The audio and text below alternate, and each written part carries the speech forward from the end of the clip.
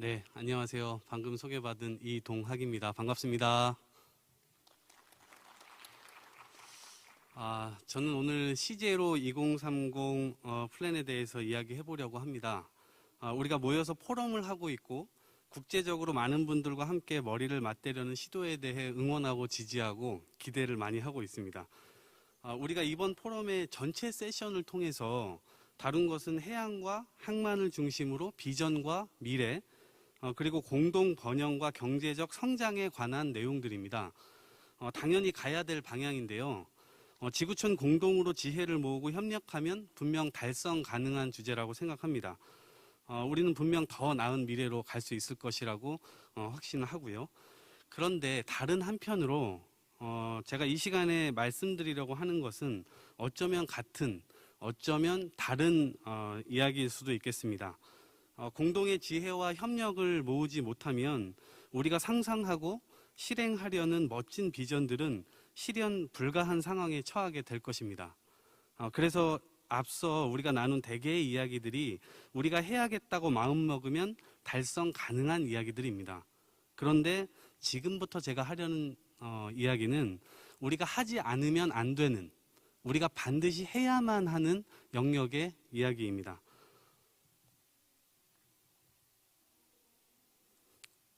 제가 코로나19가 시작되기 전인 2017년 8월부터 2019년 12월까지 약 한 2년 반 동안 지구를 유랑했습니다.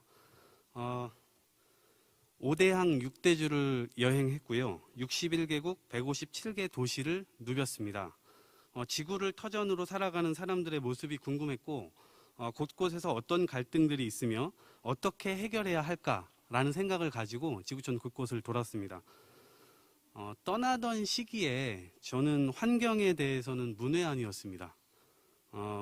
관심도 크지 않았고요. 그런데 현재는 환경을 위해서 일을 하고 있습니다.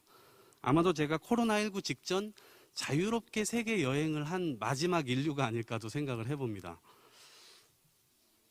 제가 환경 분야에서 일하기로 작정을 한 것은 직관적으로 지구 전체에서 가장 심각한 문제라고 생각했기 때문입니다. 플라스틱은 인간이 가는 곳엔 어김없이 존재합니다. 그리고 지금은 인간이 있지 않은 곳에도 플라스틱이 진출하고 있습니다. 산, 강, 바다, 바위 틈, 땅속, 10km의 깊은 해저, 그리고 우주까지 심지어 인간의 몸속에도 진출하고 있습니다. 그 중에서도 해양 쓰레기는 굉장히 심각한 상황입니다. 제가 갔던 필리핀의 수도 마닐라 해변가입니다. 도심 외곽에 위치한 바세코 마을엔 해마다 쓰레기 더미가 떠밀려옵니다. 마을 사람들은 쓰레기를 치우느라 지쳤고 어느새부턴가는 치우지 않고 그냥 같이 살고 있습니다.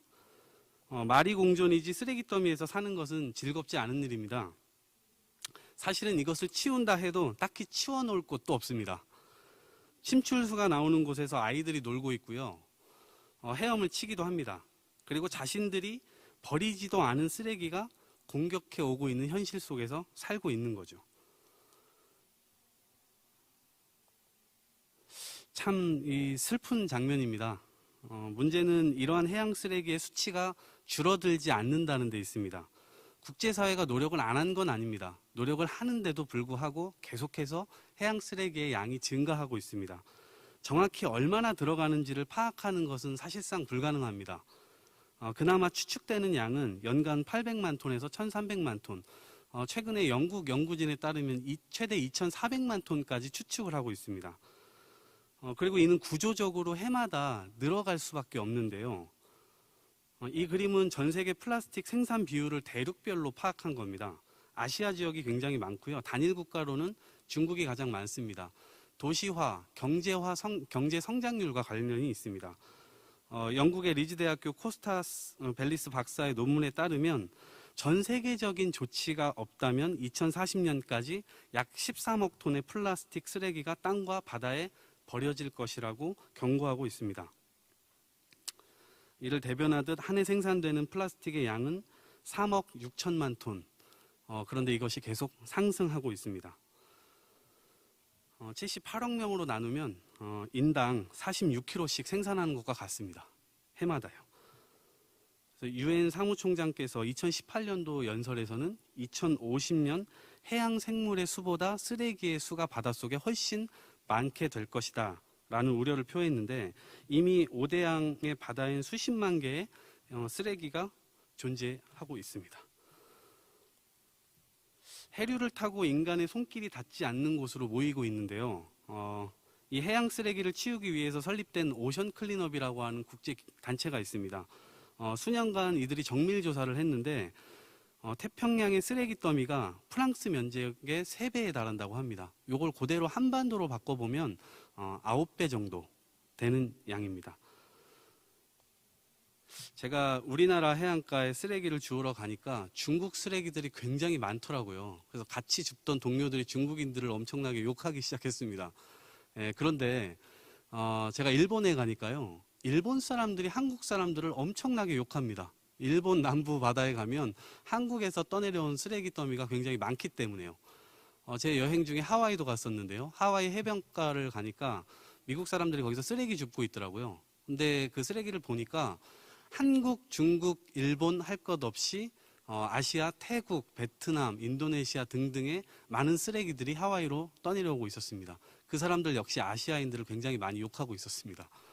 한국 속담에 욕 먹으면 오래 산다는 말이 있는데 인류가 그래서 오래 사는 걸까요?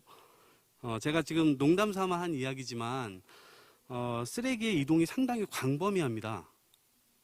그리고 바다는 인류 전체가 향유해야 될 자연유산 그 자체지만 그 쓰레기를 누가 치워야 하는가에 있어서는 사실 입을 다물고 있습니다. 바다 위에서 사라지는 책임, 우리가 그 책임을 보다 명확하게 할 필요가 있을 것 같습니다. 서로가 욕을 해주면 오래 살게 된다는 이 농담은 역설적으로 지금의 해양 쓰레기 문제를 대충 접근하면 인류가 번영을 누리면서 사는 것은 꿈에 불과한 이야기이지 않을까.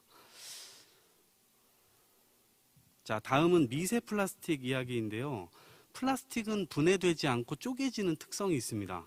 손으로 집을 수 있을 땐 그나마 치울 기회라도 있지만 이렇게 잘게 쪼개지고 나면 치울 기회조차 갖기가 어렵습니다. 해양 생태계가 광범위하게 망가지는 원인이 되는 겁니다. 쉽게 부서지는 스티로폼, 환경에 해악을 끼치고 있음에도 어장을 걸어두는 부표로 사용되고 있고 유실되어 떠내려가면 그 누구도 책임있게 수거하지 못하고 있습니다. 저는 동료들과 함께 해양 쓰레기 수거에 나서면 시간당 거의 1톤씩 수확합니다. 2시간을 하면 2톤씩 수확하고요. 인원은 대여섯 명에서 불과 그렇게 움직이는 겁니다. 해양 쓰레기가 결국 물 위에 뜨는 부유 쓰레기, 물 속에 침전되는 해저 쓰레기, 그 다음에 도서 지역에 안착하는 도서 쓰레기로 나뉘는데 그나마 치울 기회가 있을 때 이것을 각국에서 치울 수 있는 시스템을 갖추어야 합니다. 2020년 현재 우리 인류에겐 두 가지 길이 존재합니다. 진지하고 대폭적으로 해양 쓰레기 문제에 대처하느냐, 그렇지 않느냐에 따라서 전혀 다른 미래가 기다리고 있을 겁니다. 문제를 문제로 확인한 것이 그나마 우리에게 기회가 있다는 뜻일 겁니다. 저는 인류가 향유해야 할 바다를 지키고 지구를 지키고 번영을 이루기 위해서는 시제로 플랜이 실행되어져야 한다고 생각합니다. 그 세 가지는 다음과 같습니다. 첫째는요, 각국에서 해양 쓰레기를 전담으로 수거하는 비전투 친환경 부대가 창설되어야 합니다. 둘째는 일회용을 다회용 경제로 바꾸고 재활용 산업을 유의미하게 확대시키는 겁니다. 세 번째는 개발도상 국가의 친환경 소각 벨트를 구축하는 것입니다. 다시 설명을 드리면 지금으로부터 10년 이상은 집중적으로 각국 해안에서 활동하는 해양 쓰레기 수거 부대가 창설되어야 하고요. 스쿠버, 잠수사, 해양 관련 종사자들과 함께 대대적인 바다 생태계를 구하기 위해서 실행에 옮겨야 됩니다. 이미 발생해버렸거나 이 순간에도 발생되고 있는 해양 플라스틱 쓰레기들 중 연안 지역과 도서 지역, 해저에 위치한 쓰레기들은 바닷속으로 들어가거나 더 쪼개지기 전에 시급히 치우도록 해야 합니다. 그래서 이 수거 분야는 각국의 정부가 나서야만 가능한 일입니다. 지금처럼 선의에 의해서 혹은 봉사활동의 수준으로 해양 쓰레기를 수거하는 것은 너무나 조족지혈입니다. 두 번째로 이를 재활용할 수단과 체계를 만드는 일이 굉장히 중요해 보입니다. 본 행사를 개최하고 있는 인천항만공사가요, 법적으로는 해양 환경 보호에 나설 의무가 없습니다. 이제 그럼에도 그 심각성을 인지하고 있기 때문에 수거와 재활용 체계를 어떻게 만들지 고민을 시작했고, 일부분이지만 실천으로까지 연결시키고 있거든요. 이처럼 재활용에 관한 시장이 만들어지고 산업까지 규모 있게 만들 수 있도록 해양 분야의 연구 예산과 인력이 대거 배정되어야 합니다. 동시에 민간에서 환경 분야의 창업을 보다 활발하게 만드는 유인이 필요합니다. 해양 쓰레기 처리 부분은 다양한 시민들의 아이디어와 참여, 창업으로 해결책이 나올 수 있도록 해야 됩니다. 제가 지금 두 가지를 말씀드렸잖아요. 그러나 이론은 우리에게 닥친 현실을 해결하는 데 충분하지가 않습니다. 현재 우리가 고의적이든 아니면 원하지 않게 그런 일이 벌어졌든 쓰레기를 처리하려면 정말 비상한 수단이 강구되어져야 합니다. 그래서 저는 핵심적으로 이를 처리한 수단에 대해서 마지막 세 번째 제안을 드리고자 합니다. 2030년까지 해양 쓰레기 제로를 위한 친환경 소각 벨트를 구축하는 게 그것인데요. 주로 자국에서 쓰레기를 처리하지 않고 개발도상국으로 쓰레기를 보내왔던 부유한 나라들과 기업들이 돈을 좀 만들어야 됩니다. 부유한 나라의 도시와 개발도상국들, 연안 도시들을 매칭하여 파트너십을 맺는 것도 좋은 방안이고요. 지구를 위한 책임이 바로 거기에서부터 시작될 수 있을 것 같습니다. 국제사회에서 대대적인 펀딩을 통해 개발도상국가의 친환경 소각시설을 건설을 해주고 해당 국가들의 쓰레기들이 더 이상 해양으로 들어가지 않도록 협력해야 합니다. 동시에 관련 인력을 양성해주고 프로그램과 쓰레기 수거와 처리, 시설 운영 노하우를 함께 공유할 수 있어야 합니다.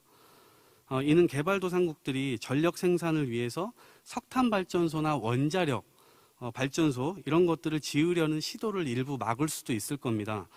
쓰레기 소각을 통해서 열과 전기를 만들어 도시에 공급할 수가 있기 때문에 에너지 발전소 역할을 할 수가 있습니다. 전 세계 그린 뉴딜의 기조와도 이것이 맞다고 저는 생각합니다. 기후변화로 인해서 전에 없는 폭염과 산불, 폭설을 통해 인류가 공격받고 있습니다. 비상한 시기에 비상한 대응이 필요하기 때문에 각국은 그린 뉴딜을 추진하면서 2050년 이산화탄소 배출을 0으로 만들겠다는 넷제로 정책을 실시하고 있습니다. 그런데 지금 이 지도에서 보시는 바와 같이 전 세계 천여 개의 강에서 이렇게 쓰레기들이 나오고 있습니다. 넷제로 정책이라고 하는 기본 골자를 보게 되면요, 대부분 에너지 전환에 집중되어 있습니다.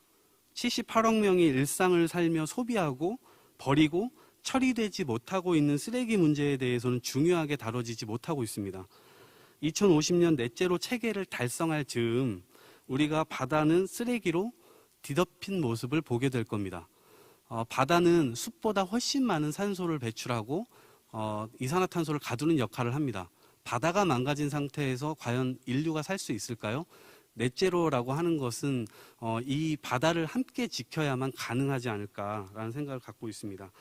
이제 2030 시제로 플랜을 국제사회가 좀 공유하고 1차 년도에 대대적인 펀딩, 그 다음에 도시 간, 국가 간 매칭에 나서고 2차 년도에 에너지 소각발전소 부지 등 건설 계획과 관련 법제도를 정비하고 건설과 즉시 실행에 나설 수 있어야 합니다. 2030년까지 바다의 쓰레기를 제거하기 위해 우리 인류가 할 수 있는 최선의 노력을 다해야 하고 동시에 육지에서 해양으로 더는 쓰레기가 나오지 않는 시스템을 구축해야 합니다. 만약 저의 이런 제안이 급진적으로 느껴지신다면 혹은 실현 불가능하다고 여겨지신다면 오늘 이 시간에도 해양 쓰레기는 발생하고 있고 우리가 만들고 논의하는 비전들이 이행돼야 될 바다라는 공간은 죽어가게 될 것입니다. 지구에서 인간만이 중심이라고 하는 오만 속에서 하던 대로 계속해서 2030년이 지나서 깨닫게 되면 전 늦을 것이라고 생각합니다. 해양 쓰레기 문제는 자연재해가 아니라 인류가 만든 인재입니다. 인간만이 이를 고치고 바로잡을 수 있습니다. 부디 인간과 나무와 바다, 흙과 공기, 서로 공존하는 지구를 만들어 보자고 호소드리면서 제 발표를 마치도록 하겠습니다. 고맙습니다.